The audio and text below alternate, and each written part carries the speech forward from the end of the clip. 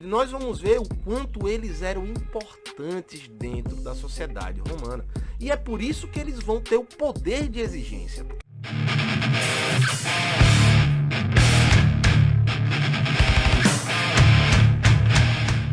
E hoje nós vamos falar de um conteúdo que com certeza é muito importante na história da humanidade. E nós vamos falar hoje aqui, sobre Roma Antiga. Esse processo histórico importantíssimo que vislumbra muitas pessoas ainda hoje, encanta essas pessoas, faz com que elas se tornem cada vez mais apaixonadas pela história. E com certeza, Roma Antiga é um período da nossa história que nós temos que entender com muita profundidade. E é desse período que nós vamos ter uma herança muito grande dentro da nossa sociedade ocidental ainda hoje. Desde situações como, por exemplo, a língua a qual nós falamos, que tem origem latina, como também questões no direito. Hoje, por exemplo, o direito ao qual nós recorremos aqui no Brasil, por exemplo, é vinculado aos princípios do que vamos conhecer como direito romano. Então, sim, com certeza, nós vamos ver dentro desse processo histórico, juntamente com esses caras aqui, os senadores, várias situações importantes que vão trazer até hoje consequências à nossa sociedade. E é claro que temos que entender que essa galera aqui do Senado é quem mandava na parada toda. Era o Senado que tinha um poder total nas suas mãos. Era quem cuidava, por exemplo, desde as questões políticas até mesmo as questões, econômicas. Eram eles que cuidavam das finanças de Roma. E vale lembrar que o Senado, ele sobe ao seu poder total a partir da fundação do que nós vamos conhecer como república ou res pública, né? A coisa pública, o interesse público. Onde esses caras aí é que tinham o dever de debater e buscar trazer as ações políticas que fossem necessárias para o desenvolvimento de Roma. Contudo, nós temos que entender que essa galerinha aqui é uma galerinha que detém o poder de terras na mão. É uma galerinha que com certeza vai acabar governando para os seus próprios interesses. Afinal de contas, apenas os patrícios, ou seja, os detentores de terras, os bem-nascidos, a aristocracia romana, tinha acesso a esses cargos do Senado romano. Obviamente, nós vamos ter ao longo do processo de expansão de Roma dentro aqui da República, a adesão, a absorção, vamos colocar assim, de outras pessoas vindas de uma classe que a gente pode chamar aí de homens novos, que é uma classe que mesmo assim ainda surge vinculada ao poder de terra ou ao poder militar do exército romano, que naquele momento com certeza tinha muito poder. Mas o que nós vamos ver aqui, de fato, não é sobre essa galerinha aqui, esses patricinhos aqui, não. O que nós vamos ver aqui são avanços sociais muito importantes. Tem uma galera que fala, hoje a galera tá muito revoltada, hoje a galera quer saber apenas de buscar os direitos através da revolta. Brother, temos que entender que a busca por direitos, a luta que a sociedade trava contra ela própria, ela não é uma luta de ontem, ela é uma luta da história. Então sim, nós vamos ver aqui, dentro desse contexto agora, justamente o desenvolvimento de uma série de avanços sociais conseguidos pelos plebeus, onde nós vamos ver o quanto eles eram importantes dentro da sociedade romana. E é por isso que eles vão ter o poder de exigência, porque eles vão se perceber como parte importante desse processo social, econômico e também de segurança. Afinal de contas, a maior parte da massa militar do exército romano era de plebeus. Então, toda vez que Roma precisava ir para a guerra ou se defender da invasão de algum inimigo, eram os plebeus que aumentavam as massas desse exército romano. E diante de um perigo iminente que nós vamos ter ali no século V a.C., mais ou menos, da invasão de um povo bárbaro na região de Roma, os plebeus, que eram essa massa militar, por assim dizer, eles vão se aproveitar da situação e vão abandonar a cidade. É isso mesmo, eles vão pegar tudo que eles tinham aí, sair fora, picou o pé na mula, papai. Foram para onde, professor? Foram para um monte santo que eles tinham lá na época, um monte que eles cultuavam alguns deuses lá, que era chamado de Monte Aventino. E lá então eles armam um acampamento e passam a exigir, nós agora não vamos fazer nada, não voltamos para Roma enquanto vocês não aceitarem as nossas reivindicações. E fica nessa, brother. Até que Roma vai justamente ceder e vai acabar trazendo para o contexto de transformação social e política romana as exigências desses plebeus. E é claro que nós temos que ver que esse processo de abandono da cidade de Roma pelos plebeus não é um processo, vou sair daqui porque eu não estou afim mais de não ter direitos. Não, brother, foi um processo de séculos, foi um processo de muito tempo, de desigualdade social, de aumento das tensões sociais, da violência social, do desamparo do Estado romano em relação à sociedade plebeia. O aumento do número de escravos também vai ser um dos motivos, né? Já que nós vamos ter em Roma antiga a possibilidade de um romano escravizar outro romano através da escravidão por dívidas, tá? Então, várias são as situações que vão levar ao descontentamento da sociedade plebeia de Roma.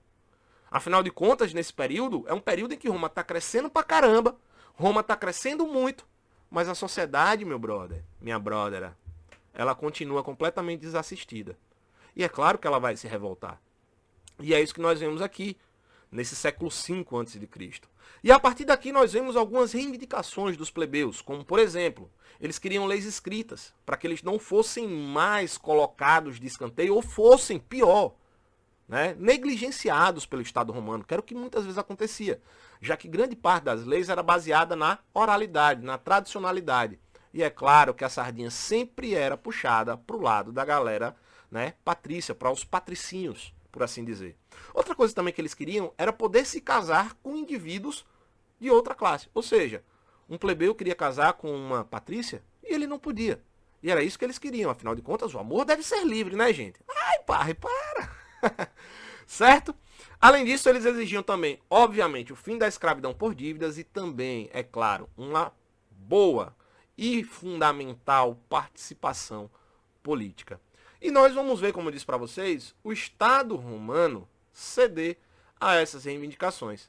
Tanto é, por exemplo, que nós vamos ver aqui, gente, agora, a criação de cargo público para a plebe. Nós vamos ver a criação de leis escritas, que são importantíssimas até hoje para o direito ocidental. E também, né, o atendimento de algumas exigências que eles tanto queriam. Como é o caso, por exemplo, da criação da lei Canuleia e da lei Licínia.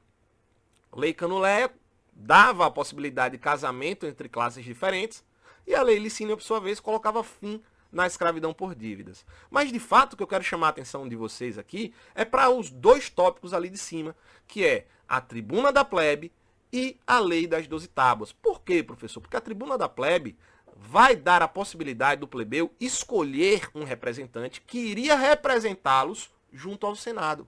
Ou seja, estende o direito à cidadania, que vai ser concretizada pela lei das 12 tábuas, aos plebeus, aos homens livres, porque a lei Licínia, meus brothers, aqui, ó, o que vai acontecer? Ela vai dizer que é o seguinte, só existe escravo que seja dominado por Roma, ou seja, o romano livre, ele tem o direito de participar, então ele é um plebeu. Ó que viagem, né, velho? Parece uma coisa simples, mas não é.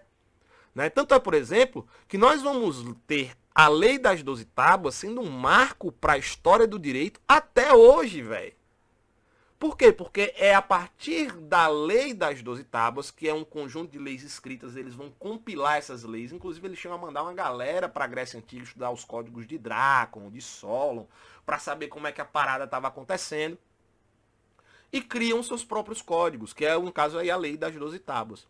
E o estabelecimento da lei das 12 tábuas, ela é esse marco, por quê? Porque ali agora o direito, né? Ou seja, tudo está no preto e no branco. A gente sabe, é claro, que a lei das 12 tábuas, baseada na oralidade, na tradicionalidade romana, vão acabar fazendo o quê, professor? Obviamente, fazendo o quê? Beneficiando os patrícios. Contudo, a lei era para todos, a lei estava sancionada, a lei estava firmada. Logo, o que acontecia ia ser julgado a partir da lei. E se não constasse com a lei, fosse para o bem, fosse para o mal, era a lei. E isso, com certeza, é um marco divisor de águas na história da sociedade ocidental.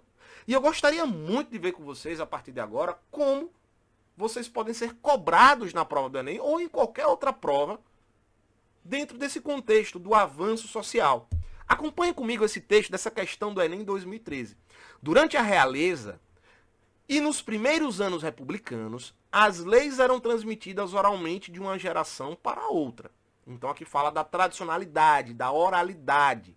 né, muitos povos da antiguidade, as suas leis eram passadas através dessa oralidade, dessa tradicionalidade. Não apenas na Europa. Na África, por exemplo, nós vamos ter os griots, que eram verdadeiras bibliotecas ambulantes, né, onde eles passavam, obviamente, a sua história de pai para filho, ou seja, de geração para geração. Mas, enfim, a ausência de uma legislação escrita permitia aos patrícios, então aqui a gente já vê, já se localiza, né?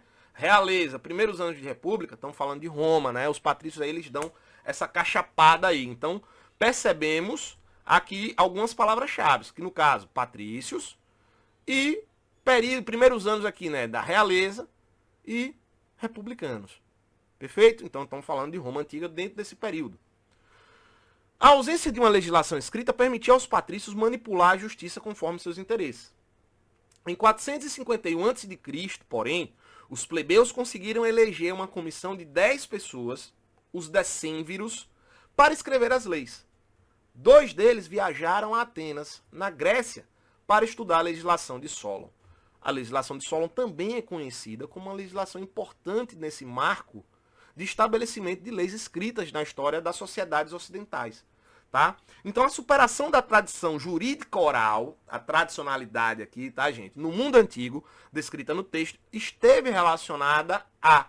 Aqui nós vamos ter como resposta justamente a letra B aqui, ó, tá?